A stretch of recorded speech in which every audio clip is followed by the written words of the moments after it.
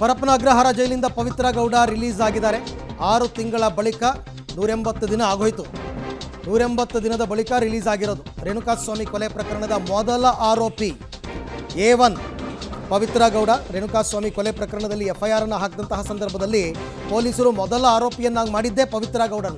ಯಾಕೆಂದರೆ ಇಡೀ ಪ್ರಕರಣದ ರೂವಾರಿನೇ ಪವಿತ್ರ ಗೌಡ, ಇಡೀ ಕತೆ ಶುರುವಾಗದೆ ಪವಿತ್ರ ಗೌಡ ಅವರಿಂದ ಅನ್ನೋ ಕಾರಣಕ್ಕೋಸ್ಕರ ತುಂಬ ಫೈಟ್ ಮಾಡಿದರು. ಲೋವರ್ ಕೋರ್ಟ್ನಲ್ಲೂ ಫೈಟ್ ಮಾಡಿದರು, ಜಾಮೀನಿಗೋಸ್ಕರ ಸಿಕ್ಕಿರಲಿಲ್ಲ. ಕೊನೆಗೆ ಹೈಕೋರ್ಟ್ ಈಗ ಅವರಿಗೆ ಜಾಮೀನು ಕೊಡ್ತು. ಕಳೆದ ಶುಕ್ರವಾರವೇ ಜಾಮೀನು ಕೊಟ್ಟರು ಕೂಡ ಶನಿವಾರ ಸೆಕೆಂಡ್ ಸ್ಯಾಟರ್ಡೇ ಇತ್ತು, ಭಾನುವಾರ ರಜೆ ಇತ್ತು. ನಿನ್ನೆ ಎಲ್ಲವೂ ಕೂಡ ಸ್ವಲ್ಪ ಅದು ತಡವಾಯಿತು ಪ್ರಕ್ರಿಯೆಗಳು ಮುಗಿಯೋದಕ್ಕೆ. ಕೋರ್ಟ್ ಅದೇನೋ ಜಾಮೀನು ಪ್ರತಿ ತಲುಪಿಸೋದಕ್ಕೆ ತಡವಾಯಿತು.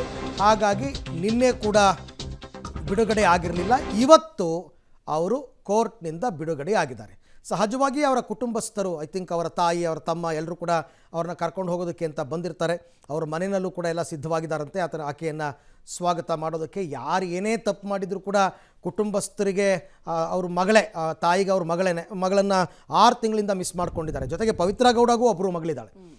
ಮಗಳನ್ನು ಮಿಸ್ ಮಾಡ್ಕೊಂಡಿರ್ತಕ್ಕಂಥದ್ದು, ತಾಯಿಯನ್ನು ನೋಡೋದಕ್ಕೆ ಅವರ ಆ ಹುಡುಗಿ ಕಾತರ ಎಲ್ಲವೂ ಸಹಜವಾಗಿ ಇದ್ದೇ ಇರುತ್ತೆ. ಸೊ ಪ್ರಕರಣದ ಅಂದರೆ ಇಡೀ ರೇಣುಕಾಸ್ವಾಮಿ ಕೊಲೆ ಪ್ರಕರಣದ ಮೊದಲ ಆರೋಪಿ ಪವಿತ್ರ ಗೌಡ ಅವರಿಗೆ ಜಾಮೀನು ಸಿಕ್ಕಿ ಬಿಡುಗಡೆಯಾಗಿರ್ತಕ್ಕಂಥದ್ದು. ಹಾಗೆ ನೋಡೋಕೆ ಹೋದರೆ ಇನ್ನೂ ಜಾಮೀನು ಪ್ರಕ್ರಿಯೆಗಳೇ ನಡೀತಾ ಇದೆ, ಟ್ರಯಲ್ಸೇ ಇನ್ನೂ ಆರಂಭ ಆಗಿಲ್ಲ. ಸೊ ಟ್ರಯಲ್ಸ್ ಆರಂಭ ಆಗಿ ಅದು ಮುಕ್ತಾಯ ಆಗಿ ಇವರು ನಿರಪರಾಧಿಗಳು ಅಂತ ಬಿಡುಗಡೆಯಾದಾಗ ಸಂಭ್ರಮ ಜೋರಾಗಿರುತ್ತೆ. ಬಟ್ ಈಗಲೂ ಕೂಡ ಅವರು 6 ತಿಂಗಳು ಜೈಲಲ್ಲಿದ್ದರಲ್ಲ, ಹೊರಗಡೆ ಪ್ರಪಂಚ ಏನು ಎತ್ತ ಅಂತಕ್ಕಂಥದ್ದೇ ಅವ್ರಿಗೆ ಗೊತ್ತಿರಲ್ಲ 6 ತಿಂಗಳಲ್ಲಿ. ಅಂಥದ್ರಲ್ಲಿ ಈಗ ಮಗಳ ಜೊತೆ ಕಾಲ ಕಳಿಬೋದು, ತಾಯಿ ಜೊತೆ ಕಾಲ ಕಳಿಬೋದು, ಕುಟುಂಬಸ್ಥರ ಜೊತೆ ಕಾಲ ಕಳಿಬೋದು. ಆ ಸಂತೋಷಕ್ಕಿಂತ ಇನ್ನೊಂದು ಸಂತೋಷ ಇರಲ್ಲ ಸಾಮಾನ್ಯವಾಗಿ. ಹಾಗಾಗಿ ಈಗ ಅವರು ರಿಲೀಸ್ ಆಗಿದ್ದಾರೆ. ಈ ಬಗ್ಗೆ ಮತ್ತಷ್ಟು ಮಾಹಿತಿ ನನ್ನ ಕೊಲೀಗ್ ನರಸಿಂಹಮೂರ್ತಿ ಅವರಿಂದ ಪಡ್ಕೊಳ್ಳೋಣ. ಸೊ ಮೂರ್ತಿ, ಇವಾಗ ರೆಗ್ಯುಲರ್ ಬೇಲ್ ಸಿಕ್ಕಿರೋದ್ರಿಂದ, ಷರತ್ತುಗಳ ಪೂರೈಕೆ ಆಗಿರೋದ್ರಿಂದ ಸದ್ಯಕ್ಕಂತೂ ಪವಿತ್ರ ಗೌಡ ಅವ್ರಿಗೆ ಕಾನೂನಿನ ಇನ್ಯಾವುದೇ ಪರಿಮಿತಿಗಳು ಇರಲ್ಲ ಅಂತ ನಾನು ಅನ್ಕೋತೀನಿ. ಅರವಿಂದ, ರೇಣುಕಾಸ್ವಾಮಿ ಕೊಲೆ ಪ್ರಕರಣದ A1 ಆರೋಪಿ ಪವಿತ್ರ ಗೌಡಗೆ ಕೊನೆಗೂ ಕೂಡ 6 ತಿಂಗಳ ಸೆರೆವಾಸದ ಮುಕ್ತಿ ಇವತ್ತಿಗೆ ಅಂತ್ಯವಾಗಿದೆ. ಬಹುತೇಕ ನಿನ್ನೆಯೇ ಜೈಲಿನಿಂದ ಬಿಡುಗಡೆ ಆಗಬೇಕಿತ್ತು, ಆದರೆ ಕಾರಣಾಂತರಗಳಿಂದ ಅವರ ಬಿಡುಗಡೆ ಸಾಧ್ಯವಾಗಿರಲಿಲ್ಲ. ಇದೀಗ ಕೆಲವೇ ನಿಮಿಷಗಳ ಹಿಂದೆ ಷರತ್ತುಗಳನ್ನು ಪೂರೈಕೆ ಮಾಡಿ, ಜೈಲಿನ ನಿಯಮಾವಳಿಗಳನ್ನು ಫುಲ್ಫಿಲ್ ಮಾಡಿ ಇದೀಗ ಪವಿತ್ರ ಗೌಡರನ್ನು ಪರಪ್ಪನ ಅಗ್ರಹಾರ ಜೈಲಿನಿಂದ ಹೊರಗೆ ಕಳಿಸುವ ಕೆಲಸವನ್ನು ಮಾಡಿದ್ದಾರೆ. ಅವರ ತಾಯಿ ಮತ್ತು ಸಹೋದರ ಆಕೆಯನ್ನು ಕರೆದುಕೊಂಡು ಇದೀಗ ಮನೆ ಕಡೆ ಹೊರಟಿದ್ದಾರೆ ಅನ್ನೋ ಮಾಹಿತಿಗಳು ಲಭ್ಯವಾಗಿದೆ. ರೇಣುಕಾಸ್ವಾಮಿ ಕೊಲೆ ಆಗಿದ್ದು ಜೂನ್ 8ನೇ ತಾರೀಕು, ಈಕೆಯ ಅರೆಸ್ಟ್ ಆಗಿದ್ದು ಜೂನ್ 11ನೇ ತಾರೀಕು. ಅಲ್ಲಿಗೆ ಬಹುತೇಕ 6 ತಿಂಗಳು ಮುಕ್ತಾಯವಾಗಿದೆ. 6 ತಿಂಗಳ ಮೇಲೆ 5-6 ದಿನಗಳು ಕಳೆದೋಗಿದೆ. 6 ತಿಂಗಳಿನಿಂದ ಪರಪ್ಪನ ಅಗ್ರಹಾರ ಜೈಲಿನಲ್ಲೇ ಆಕೆ ಇದ್ರು. ಈ ನಡುವೆ ಸೆಷನ್ಸ್ ಕೋರ್ಟ್ನಲ್ಲಿ ಜಾಮೀನಿಗಾಗಿ ಅರ್ಜಿಯನ್ನು ಹಾಕೊಂಡಿದ್ರು, ಅಲ್ಲಿ ರಿಜೆಕ್ಟ್ ಆಗಿತ್ತು. ಇದೀಗ ಹೈಕೋರ್ಟ್ನಲ್ಲಿ ಷರತ್ತುಬದ್ಧ ಜಾಮೀನನ್ನು ನೀಡಲಾಗಿದೆ. ಆ ಜಾಮೀನನ್ನು ನಿನ್ನೆಯೇ ಆ ಜಾಮೀನಿನ ಷರತ್ತುಗಳನ್ನು ಫುಲ್ಫಿಲ್ ಮಾಡುವ ಕೆಲಸವನ್ನು ಅವರ ಪರ ವಕೀಲರು ಮಾಡಿದ್ರು. ಇದೀಗ ಕೋರ್ಟ್ನಿಂದ, ಅಂದರೆ ಕೋರ್ಟ್ನ ಒಂದು ಆದೇಶದ ಮೇರೆಗೆ ಹೊರಗೆ ಬಂದಿದ್ದಾರೆ.